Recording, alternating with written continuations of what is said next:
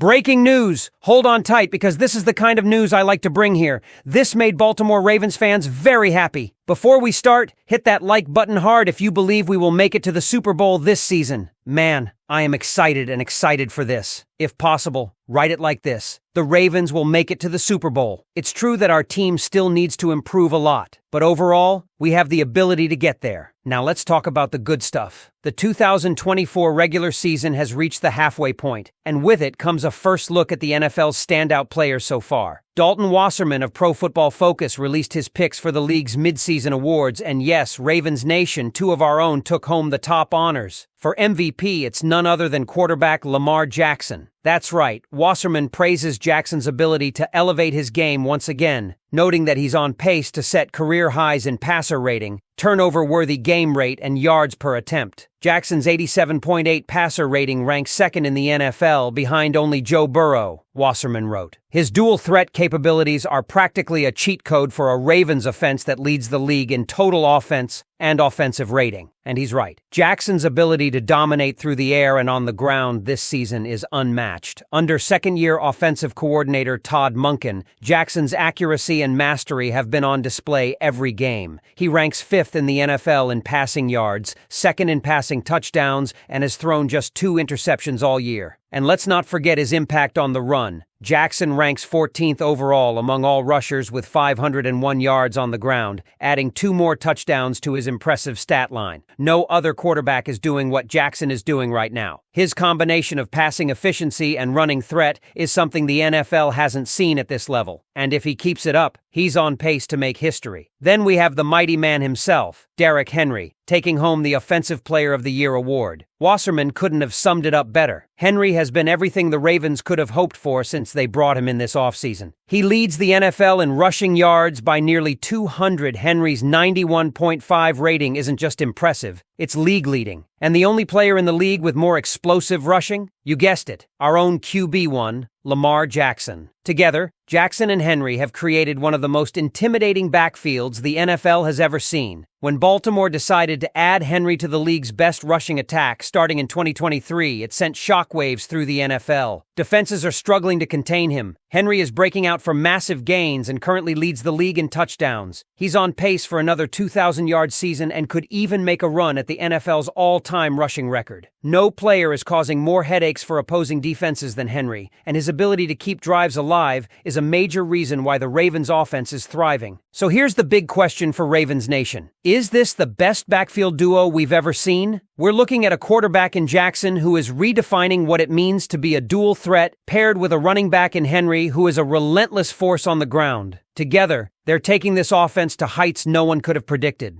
Now it's your turn to weigh in. Do you think Jackson and Henry can maintain this level of play throughout the second half of the season? Could we be witnessing the beginning of something historic? And what are your predictions for this dynamic duo as the playoffs approach? Leave your thoughts in the comments, Ravens Nation, and let's keep this conversation going. Now let's switch gears, my dears. The Ravens recently surprised everyone by trading wide receiver Deontay Johnson. Now, he's not just any wide receiver. This guy has speed, separation skills, and a proven track record as a punt returner that could inject some much-needed life into our special teams. So far, our return game has been about playing it safe and not taking too many risks, and that's a good thing. It's kept us out of trouble. But Johnson has the potential to add some energy there, something we've definitely been missing all season. This move opens up a big question, though. Where does Johnson fit into the offense? Here's the heated debate among Ravens fans. Will Johnson be our third wide receiver, or could he move up to WR2? Many people are pointing to Rashad Bateman, who has struggled recently, most notably 2 big drops against the Browns. For some fans, that's enough to say it might be time for Bateman to be demoted. But others are quick to remind everyone that 2 drops don't make a bad receiver. They see Bateman's connection to Lamar Jackson and the strides he's made this season as reasons to keep him where he is. But Johnson's vast experience gives him an edge. He's been a WR1 and WR2 before, and his target share with the Steelers was huge. So, yes, we understand why fans might be wondering if he's here to replace Bateman. But according to NFL insider Justina Anderson, the Ravens' plan isn't quite so drastic. Her sources say Johnson's arrival doesn't threaten Zay Flowers or Rashad Bateman's position. positions as WR1 and WR2. Everyone's confident that Flowers, who's currently 11th in the league with 527 receiving yards, and Bateman, who's at 20th with 422, have earned their places. Baltimore seems to be showing real commitment to this duo. But Anderson also dropped an interesting hint about Nelson Agholor, who's sitting at wide receiver 3. He might feel the impact of Johnson's arrival more than anyone. That's because Agholor, despite his efficiency with limited targets, could see his reps drop now that Johnson's in town. And here's a cool twist. Agholor is reportedly going above and beyond as a teammate. Instead of feeling sidelined by Johnson's arrival, he's hosting Johnson at his own home to help him settle in with the Ravens. Now, if that doesn't scream teamwork, I don't know what does. Agholor's attitude here is a rare example of putting the team first, even when it might cost him personally. And to top it off, Agholor's currently got 11 receptions for 170 yards on 22 targets, so he's no slouch. Still, he's embracing this new chapter with Johnson in the lineup. Now, of course, some fans have concerns about Johnson's time in Pittsburgh, especially with reported attitude issues last season, including a locker room confrontation with safety Minkah Fitzpatrick and criticism for a lack of hustle on a key play. But Baltimore sees this as an opportunity for Johnson to step up, mature, and redefine himself in a new environment. The Ravens are only paying about $625,000 of his remaining salary, with Carolina covering the bulk. So there's minimal financial risk here. Johnson's got the chance to make a real impact without costing the Ravens too much. And with so little invested, this really feels like a high-reward, low-risk move. Johnson's not just joining any offense either. He's stepping into a top 20 receiving duo with Flowers and Bateman, something we haven't seen in a long time. With both guys ranking high in yardage and consistently delivering on the field, Baltimore's receiver room is now one of the most promising we've had in years. It's a major change from seasons past when we struggled to get even one receiver into the top 20. And remember, Bateman just signed a 2-year, $12.87 million extension back in April. While that's not a huge deal compared to the top-tier receiver market, it shows the Ravens have faith in Bateman's future here. But let's keep it real. Every snap, every play counts from here on out, and the Ravens will be watching closely to see who steps up. There's also talk that the addition of Johnson will relieve some pressure from Flowers and Bateman, allowing them to focus on their strengths without overloading their reps. Coach John Harbaugh and the Ravens staff have emphasized that Flowers and Bateman are integral to this offense's future. They're not budging on that view. And sure, it's one thing to say it, but actions will speak louder than words. Let's watch the snap counts, the play breakdowns, and see if they're really keeping that commitment or if Johnson starts edging his way up. This move signals something big, that the Ravens are serious about solidifying their receiving core